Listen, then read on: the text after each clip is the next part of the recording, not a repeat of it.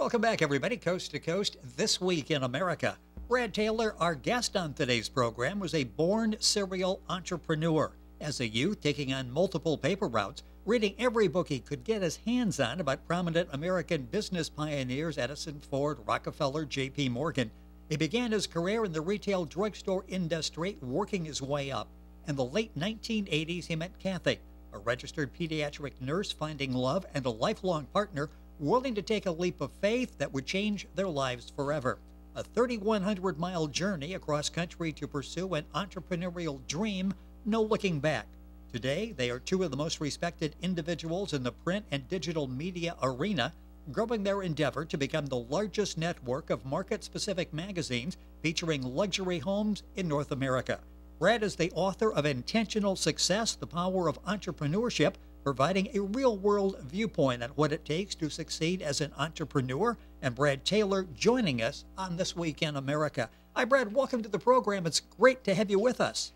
I really appreciate you having me on. Thank you so much. It is my pleasure. The book is excellent, Intentional Success, which we will talk about, give you information during the course of the program. You were not just born to be an entrepreneur. This was a burning desire of yours to be an entrepreneur. And it goes back to working with your grandfather who had a plumbing business. Talk about that, what he instilled in you that changed your life at a very young age. I think that he had such an incredible work ethic. And during my summers, I would spend a tremendous amount of time with him. His customers loved him. His business was totally built on referrals. And, you know, his work ethic was just spot on. And, you know, I suppose it's no different than my father, who worked for a company for 40 years in Ohio. But, you know, I think that having a great work ethic is so important. And it's not just important in what you do in your daily life, it's so important so that your kids see, you know, what you do. Yes. You know, as well. So.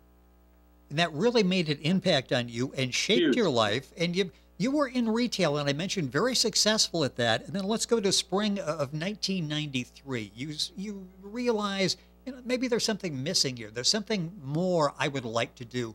Talk about that, because talk about life altering. You're in Florida, things are going very well, and all of a sudden this 3,100-mile journey begins. Well, in the retail business, as you know, you work an incredible amount of hours, and it was time for a change. So my wife and I looked around for opportunities, and I knew someone in the publishing industry. So I met with them, and I looked at this opportunity, and it was the markets that were available were all towards the West Coast, and we didn't know anyone on the West Coast. So we were excited about this. We secured rights to specific areas, and we sat down with my in-laws in Sarasota, Florida, and we're so excited about this opportunity. And we're meeting them in this family-friendly restaurant. And my father and mother-in-law come in, and I didn't even get 2 minutes worth of conversation before my father-in-law stood up. And he pointed his finger, and he said words I won't even repeat. The whole restaurant is now looking at my father-in-law standing, pointing his finger. And he said, "We're going to fail, and we'll be back in 6 months." And that was the challenge, because you took off, and I mentioned no looking back. But when he brings that up, I want to know the impact emotionally, that intellectually as well, that had on you. Did that plant a seed that maybe failure is possible, or did it make you more determined to show you we're moving away and we're not coming back? Well, you know, the real eye-opener was, first of all, I drove both of our vehicles there. So as I'm driving our vehicles, I'm just thinking to myself, this better work. We didn't know anything about the publishing industry. My wife was a pediatric nurse. She knew how to take care of customers, clients, you know, patients. And I knew how important customer service was from the retail industry. But I will tell you, when the 45 or 40-foot moving truck came in and all of our personal possessions, I'll tell you, It was there was no turning back. This thing had to work. And my father-in-law was a huge motivation for me, but it was up to me to make sure that this new venture worked. And subsequently, my mother-in-law said she was mortified when my father-in-law said that after I interviewed her for my book.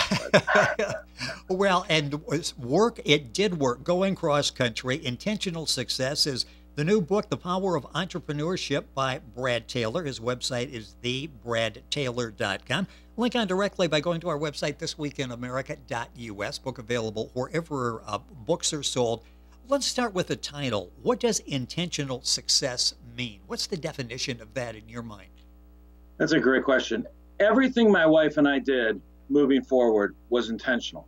We intentionally set up a blueprint for what we felt was going to be our success. And those are the 12 intangibles of success that are outlined in chapter 1.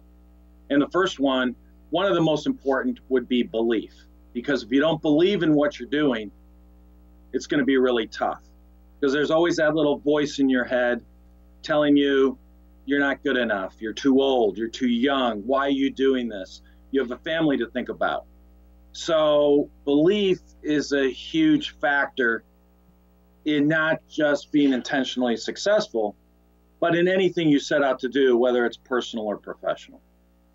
You have the 12 listed in the book, and it's interesting with belief and fear. You talk about taking a chance is better than regretting you never tried. And how often you talk to people later in life that go through the what ifs. What if I would have done that? Maybe I played it safe, had a great life, but maybe I should have taken a different turn. Maybe I should have taken on more responsibility.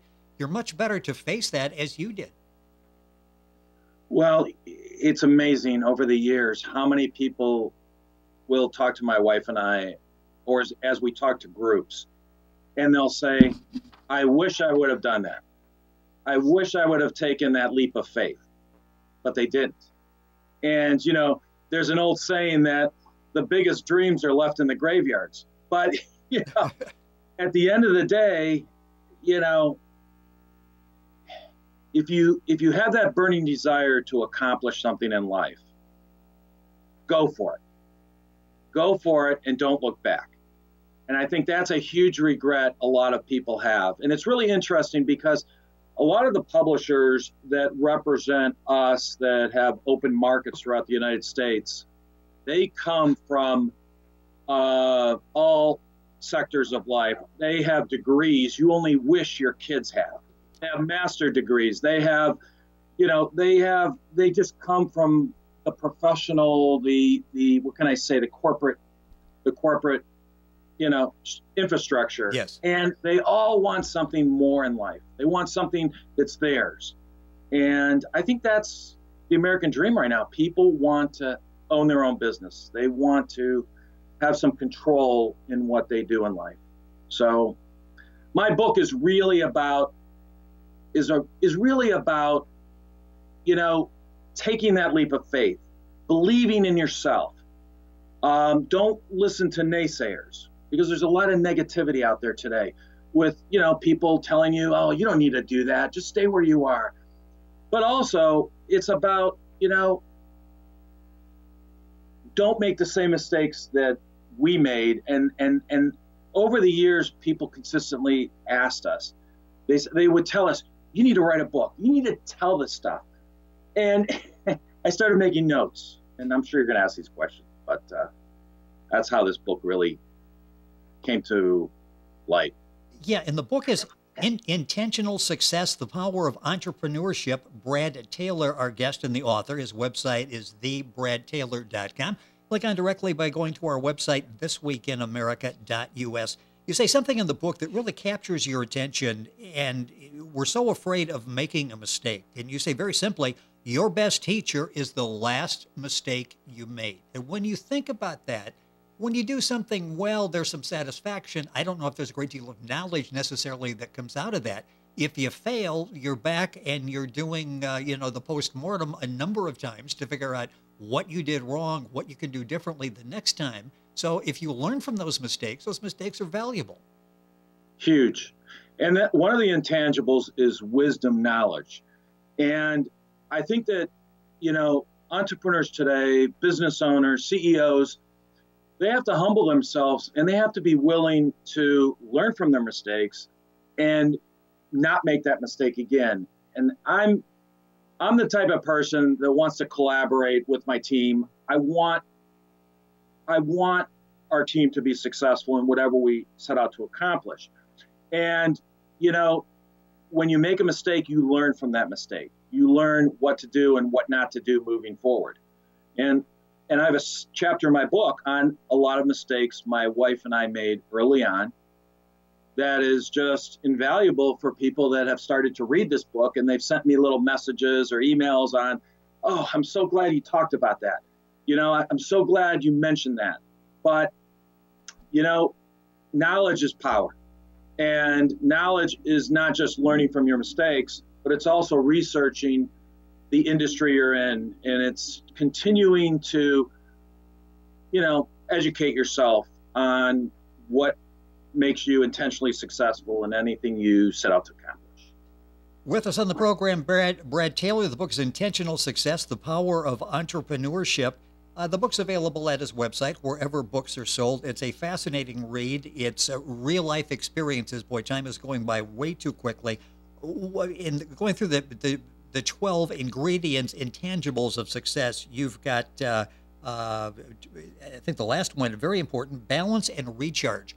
Talk about that, because so often you see people that jump into something where they're in control, they are the entrepreneur creating something, and maybe they forget balance and recharge. How important was that for you to maybe just sort of step back and not be overwhelmed and have a clear mind? Maybe clearing your mind's the most important aspect of that. I just had a conversation with somebody that's not in our industry, but they called me that I've been collaborating with. And he was talking about how his week was just a disaster. And I said, sometimes when you're not having a good day, you're better off just shutting things down and just go home for the day. Go do something you enjoy doing. Go take your wife to the movies. Go spend time with your kids. And then the next day turns around. I think that so many people, they're so focused on the task at hand, they sometimes lose sight of what's important. And so I think balance, to me, is you're balancing your family, your professional work, whatever you do in life, business, whatever. It doesn't really make any difference what you do, what your profession is. But you can't just be a workaholic. And I think early on, I was a workaholic. I worked 7 days a week, nonstop. And that's kind of when, maybe at another episode, we can talk about working with your spouse. But I think you just have to take that time to enjoy life, enjoy the things around you, and take time to re-energize yourself, because you'll burn yourself out otherwise. A few minutes left in the program. I have no idea where the time is going, but it's going by way too quickly, and hopefully we can do more of these. But you address the importance of persistence, consistency, and following systems when running your business. And I'm going to start with following systems. You really talk about the importance of that. And you mentioned people that are franchise owners, and they learn how to do things. There's a system that's been perfected, yet many walk out of that initial meeting, or once they open the door, they figure, I understand that, but I can do it better. Talk about systems, because that's one of the keys to your success all these years. Well, the reason that a lot of major franchises are so successful is because they have a system in place. But we have seen over the years, people will go to corporate training, they'll come back and they'll say, I can do it a better way. Yes. They're going to reinvent the wheel. And then 6 months later, they're backpedaling, saying, if I would have just followed what they said, they outlined, I wouldn't be where I am today. And regardless of what type of industry or business you have, if you don't have systems in place, it's so critical to set up systems, because the systems and processes are really what's going to make you successful. And it's going to allow you to leverage your time, scale your business, and truly take your business to the next level. And it's so important that there's systems in place, because when you're not available, there's a system in place that will allow people, when they can't communicate with you or get in touch with you, to continue to move forward. So to me, systems are so darn important. And they are important. In fact, you talk about you sold a business and you gave the person that bought the business the system. And it's like, here it is. You can't screw it up like this. We perfected it. Try to follow this as closely as you can. So you even gave them the system. Well, I gave them an outline of what made us successful in running the business that we sold to them. And it's not that I didn't want them to continue to add value and bring their expertise in, but there were certain core values and the culture of what we were doing that was so important. Because maybe in another segment, we talk about how important customer service is, or keeping in communication with your clients. And to me, that's a huge part of intentionally being successful in running a business today. It is so important, because today it's all about customer service, interactions with your clients. Yes. So, about a minute left in the program. We talk about patience, hard work, discipline. You would think, okay, those are needed to make it as an entrepreneur. But you talk about the role of humility. In just a very brief time, why is that so important to have that in proper perspective? I think listening is so important, regardless of the industry you're in. And especially as a leader, you have to be willing to listen to what people are saying, take criticism, and have some empathy. If somebody's telling you, if you're in the sales arena and you're talking about, you're going up to someone and you're saying, listen, I don't know what you're doing, but you need to get your act together. You need to figure out why your sales aren't where they are, or we're going to have to let you go. Or you could say to that person, hey, is there something going on in your life that is bothering you, something personally? You want to ask some questions. Ask questions. Asking questions will really allow you to be able to understand not just your team and the people that represent you, but it's all about understanding the why and the purpose of what you're doing in life. I just think that communication, empathy, being sincere, transparent is so important in running a business today. And you will find these in the 12 Intangibles of Success in Brad's book, Intentional Success, The Power of Entrepreneurship. Brad Taylor, our guest on the program, his website is thebradtaylor.com. Books available wherever books are sold. You can link on directly by going to our website, thisweekinamerica.us. Brad, I have no idea where the time went. I loved having you on the program. Great discussion. Look forward to having you back. Thank you so much for being with us. I really appreciate it, Rick. Thank you so much. You're welcome. The book, once again, Intentional Success, The Power of Entrepreneurship. Brad Taylor, the author and our guest. His website is thebradtaylor.com. And, of course, information at our website, thisweekinamerica.us. We're back after these messages.